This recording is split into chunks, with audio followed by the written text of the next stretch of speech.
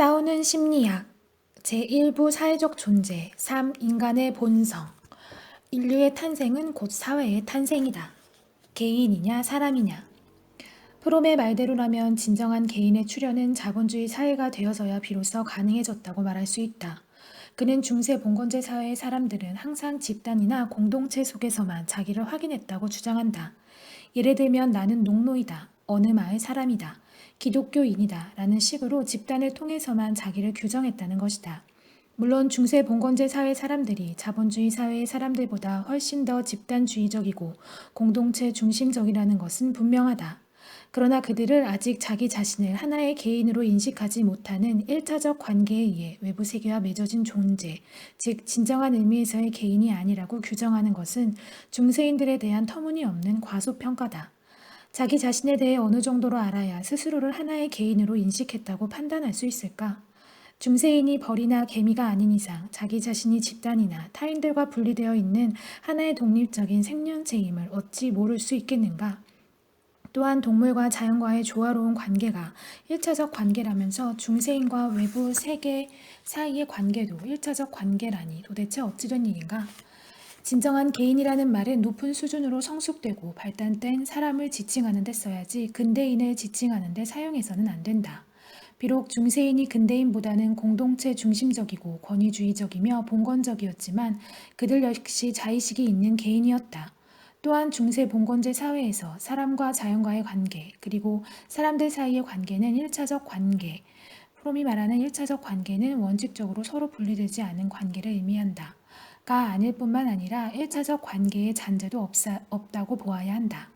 프롬은 중세 봉건제 시대까지는 1차적 관계의 잔재가 상당 부분 남아있어서 그나마 사람들이 일체감, 안정감, 소속감 등을 느낄 수 있었다고 생각했다. 그래서 그는 역사상 처음으로 진정한 개인이 등장한 자본주의 시대 이후부터의 사람은 이웃들과의 관계에 있어서 본능에 의해 지배되었던 이전의 결합과 대체할 만한 새로운 관계를 찾지 못한다면 잠시도 이러한 존재 상태를 견디어내지 못할 것이라고 주장했다.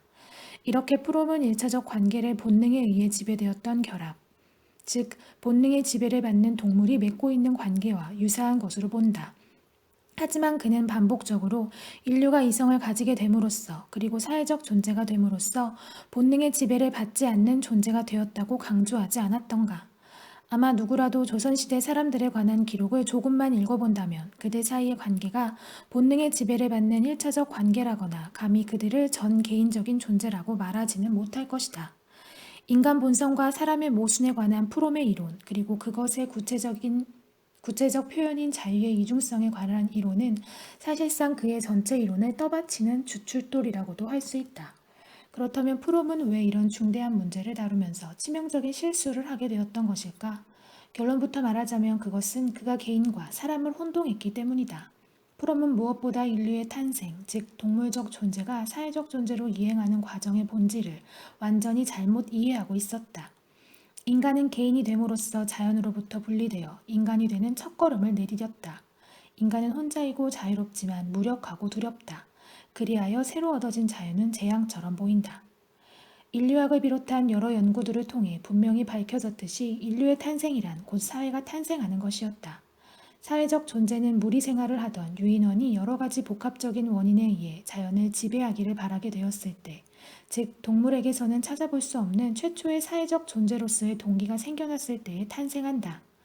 자연에서 야생으로 자라나던 곡물을 늘 주워만 먹다가 이를 직접 심어서 가꾸려는 동기가 생기는 것을 하나의 예로 들 수 있다. 이러한 동기는 동물과 별반 다를 게 없었던 유인원 한 개체의 힘만으로는 실현이 불가능했고, 유인원 무리가 본능에 의한 관계를 넘어서는 사회적 관계로 결합해야만 실현이 가능했다. 그래서 유인원들은 장구한 기간에 걸쳐서 사회적 관계를 맺을 수 있는 능력을 발전시켜 나갔는데 그 대표적인 것이 바로 언어였다. 결론적으로 동물적 존재였던 유인원은 사회적 동기, 사회관계, 언어 등을 동시적으로 발달시키고 이것이 상호간 발전을 촉진함으로써 비로소 사회적 존재인 사람이 될 수 있었던 것이다. 여기서 중요한 것은 인류가 자연에서 분리될 때 개인 단위가 아니라 사회를 단위로 해서 분리되었다는 사실이다. 사람은 비록 자연에서 분리되기는 했지만 사회 속에서 살게 되었으므로 고립감이 심해질 까닭이 없다. 나는 계급사회가 등장한 이후로도 지배, 피지배, 착취, 피착취 관계를 제외한 공동체 성원들 사이의 관계는 기본적으로 우호적이고 협동적인 관계였기 때문에 고립감이 크게 문제되지 않았을 것이라고 생각한다. 한국 사회만 보더라도 본격적으로 자본주의화가 추진되기 이전, 즉 다수의 한국인들이 농촌 공동체를 중심으로 생활하던 시절에는 고립감이 별로 문제가 되지 않았다. 농촌 공동체를 해체해 사람을 각각의 개인으로 분리시키고 사람 사이의 관계를 경쟁 관계로 변질시킨 자본주의 사회가 확고히 자리 잡게 되면서 비로소 한국인들 사이에서 고립감은 본격적으로 심해졌다. 고립감이나 무력감이 사람에게 치명적인 것만큼은 사실이다. 고립감과 무력감을 줄어들게 하려면 건강한 사회가 필수적이다. 개인은 공동체에 소속되어 이웃을 사랑하면서 살 수 있어야 고립감에서 벗어날 수 있고, 공동체로 뭉쳐서 자연과 사회를 개조해 나가야 무력감에서 벗어날 수 있다. 한마디로 하나의 개인은 고립적이고 무력하지만 공동체를 중심으로 연대하고 단결한 개인들은 고립감과 무력감에서 해방될 수 있다는 것이다. 사람은 세상에 첫 발을 내디딜 때부터 줄곧 사회적 관계 속에서 산다. 인류가 탄생했던 그 시점부터 사회적 존재였던 사람에게 항상 문제가 되었던 것은 자연과의 분리가 아니라 사회로부터의 분리였다. 즉 인류가 탄생한 이래 사람에게 가장 큰 화두는 사회로부터의 분리 혹은 고립이었던 것이다. 사람이 사회에서 분리되어 있으면 사회적 생존이 불가능할 뿐만 아니라 사람에게 가장 중요한 사회적 동기들을 원만히 실현할 수가 없다. 신분제로부터 자유로워지고 싶은 동기만 놓고 보더라도 그것은 고립된 한 개인의 힘만으로는 실현할 수가 없다. 이렇게 사람은 사회적 존재이기 때문에 사회로부터의 고립을 그다지도 두려워하는 것이다. 프롬 역시 사람이 자연으로부터 분리된 것이 사람의 실존적 상황 혹은 사람의 모순을 만들어냈다고 주장하면서도 그 해법으로 자연과의 조화보다는 타인들과의 새로운 결합을 더 많이 강조하고 있다. 다른 사람들과의 일체화를 경험하려는 인간의 욕망은 인간의 특징인 독특한 존재 조건에 뿌리박고 있으며 인간 행동의 가장 강렬한 동인 가운데 하나이다. 본능적인 결정 요소의 최소화와 이성적 능력의 최대화를 조합함으로써 우리 인간은 본래 있었던 자연과의 일체성을 상실했다.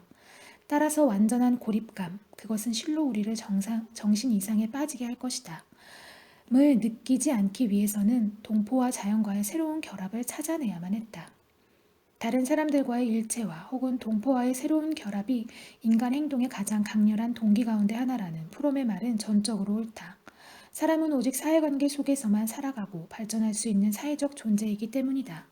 하지만 동물적 본능의 최소화와 인간 본성의 핵인 사회적 속성, 이성적 사고 능력을 포함하는 으로 인해 자연과의 일체성을 상실했다는 주장은 잘못이다. 앞에서도 지적했듯이 동물이 자연에 대해 일체감을 느낀다고 볼 하등의 이유가 없으며 일단 자연계에서 분리된 이상 사람이 자연과 다시 결합할 방법은 전혀 없기 때문이다.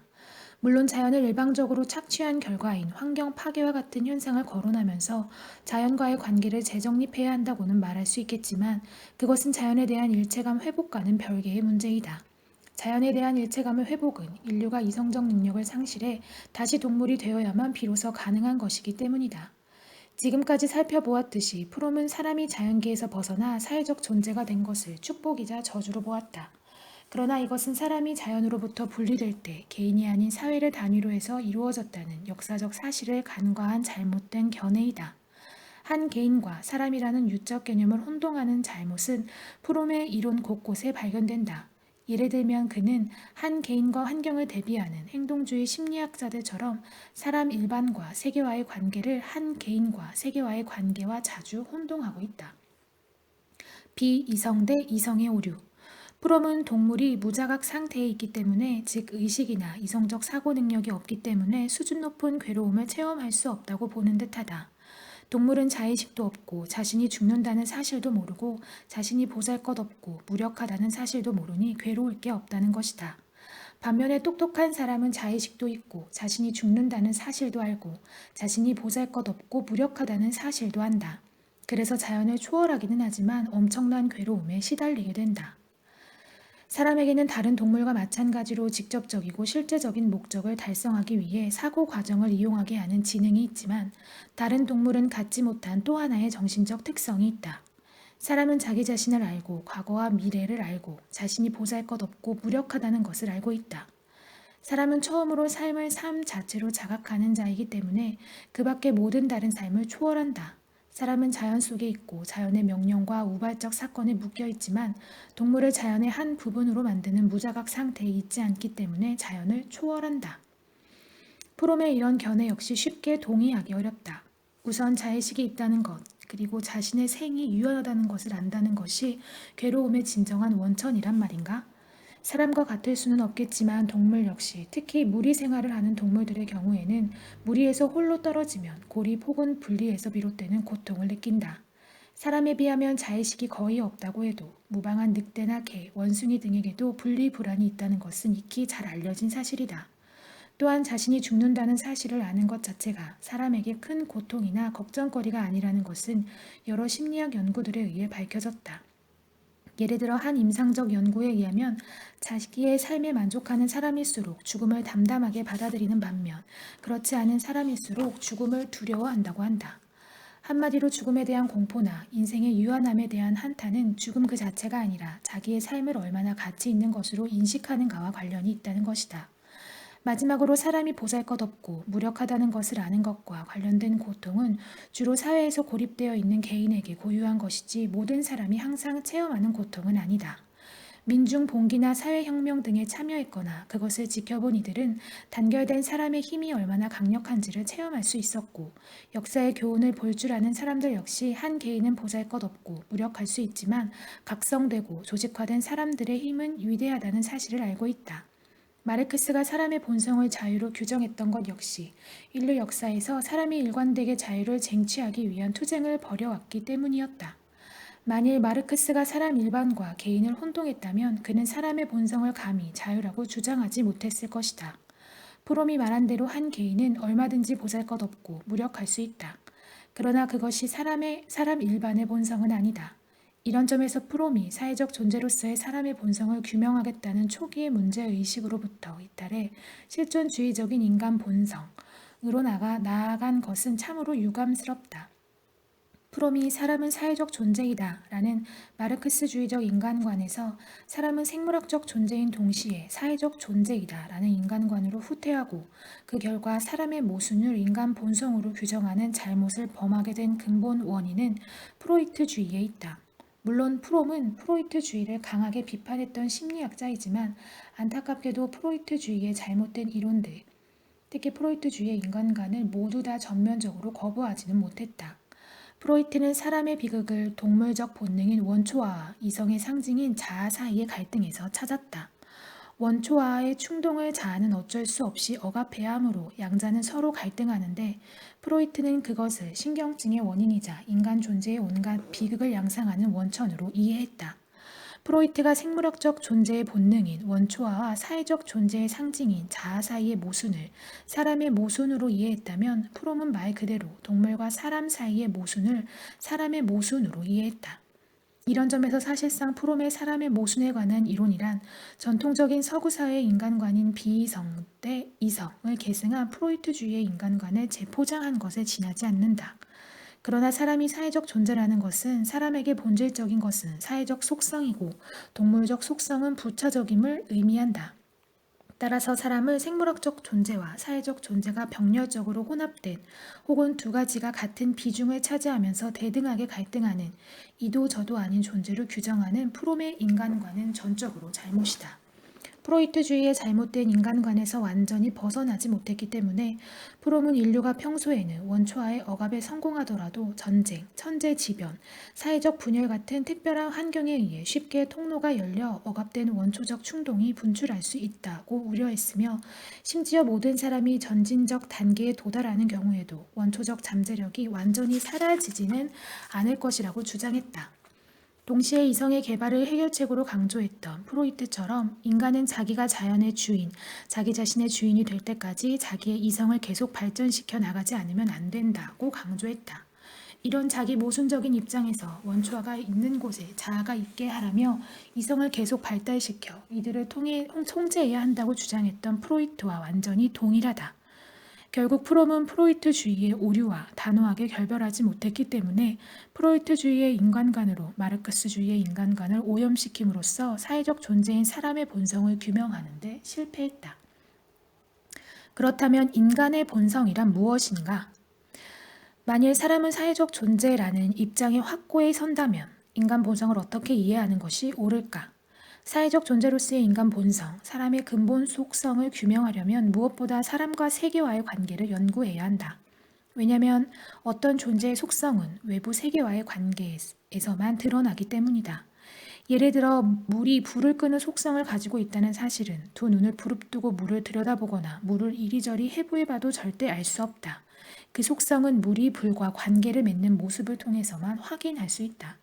사람, 한 개인이 아니라 사람 일반을 의미한다. 이 외부 세계와 관계를 맺는 방식 가운데 가장 두드러진 것은 사람은 노예이기를 거부하고 주인이 되려 한다는 것이다. 마르크스가 자유를 사람의 본성으로 꼽은 것도 바로 이와 관련이 있다. 프롬은 서구의 철학적 정통에 따라 자유를 무엇으로부터의 자유와 무엇으로 향하는 자유로 구분했다. 사람이 어떤 구속이나 예속으로부터 자유로워지려 하고 나아가 자신이 바라는 것을 추구할 자유를 원하는 것은 그가 노예가 아닌 주인이 되려고 해서이다. 주인이 되기를 원하는 사람은 그 어떤 구속이나 예속도 허용하지 않는다. 주인으로서의 지위와 역할을 강화하기 위해 계속 노력하기 마련이다. 이런 점에서 두 가지의 자유를 모두 추구하는 사람의 속성이란 본질적으로 주인이 되려는 속성이라고 말할 수 있다. 사람은 이 속성을 획득함으로써 세계에 단지 적응만 하는 동물적 존재로부터 세계를 지배하고 개조하는 사회적 존재로 전환될 수 있었다. 주인이 되려는 속성은 동물에게서는 전혀 찾아볼 수 없는 사회적 존재인 사람만이 가지고 있는 속성인 동시에 사람의 숱한 속성들 가운데 가장 중요한 근본 속성이다. 마르크스는 자유 외에도 의식적인 활동을 인간의 본성으로 언급했다. 사람은 본능에 의해 지배당하는 생물학적 존재가 아니라 의식을 통해 스스로를 지휘하고 통제하는 사회적 존재이다. 엄밀한 의미에서 의식이 없다고 말할 수 있는 동물은 항상 본능에 따라 세계에 적응만 하면서 살아가면 된다. 반면 본능에 의해서가 아니라 자신이 원하는 바대로 살아가려는 사회적 존재는 세계와 자기 자신을 인식할 수 있어야 할 뿐만 아니라 스스로를 지휘하고 통제할 수도 있어야 한다. 이를 위해서 사람은 의식을 창조했고 의식의 힘을 이용해 세계를 인식하고 스스로를 지휘, 통제할 수 있게 되었다. 사람은 의식이 변화하면 행동도 변화한다. 의식의 변혁이 곧 사고와 행동을 포함하는 실천에서의 변혁으로 이어지는 것이다.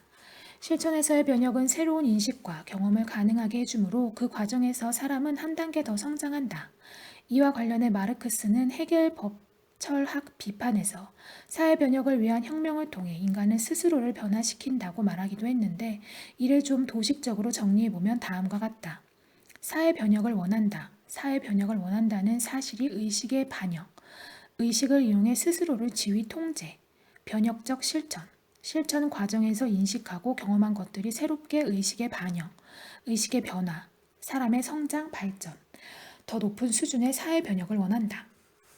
사람에게 의식을 통해서 스스로를 지휘하고 통제하는 속성이 없으면 위와 같은 선순환은 불가능하다. 또한 정신분석학적 치료의 밑바탕에 깔려있는 의식의 힘을 키워 무의식을 지배한다는 발상 역시 불가능하다. 그래서 사회개혁가들은 사회 모순을, 심리치료자들은 무의식을 의식화해야 한다고 그다지도 강조해왔던 것이다. 비록 마르크스가 명확히 언급하지는 않았지만 사람과 세계와의 관계에서 반복적으로 관찰되는 또 하나의 중요한 근본 속성은 세계를 개조하고 변혁하는 속성이다. 사회적 존재는 동물과는 달리 자신이 원하는 바에 따라 목적의식적으로 세계를 개조, 변혁한다. 이런 속성이 있었기 때문에 사람은 자연을 개조하면서 생산력과 과학기술을 발전시켜왔고 사회를 개조하면서 더 나은 사회를 건설해왔고 스스로의 정신을 개조하면서 진보적인 사상이론을 발전시켜올 수 있었다. 만일 사람에게 이런 속성이 없었다면 원시시대의 세계와는 엄청나게 달라진 오늘날 같은 발전된 세계는 존재할 수 없었을 것이다.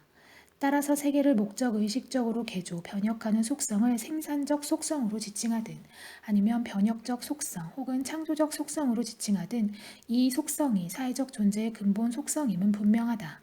나는 프롬이 생산성은 정서적으로 불구가 아닌 한 모든 인간에게 주어진 성향이다 라고 주장했던 것이 이것과 상당 부분 관련이 있다고 생각한다. 지금까지의 논의를 종합해보면 사회적 존재로서의 인간 본성은 세 가지 근본 속성으로 집약할 수 있다. 즉 노예가 아닌 주인이 되려는 속성, 세계를 목적의식적으로 개조하고 변혁하는 속성, 의식을 이용해 세계와 자기 자신을 인식하고 스스로를 지휘, 통제하는 속성이다. 이 세 가지 속성이야말로 사람의 근본 속성이자 인간 속성이다.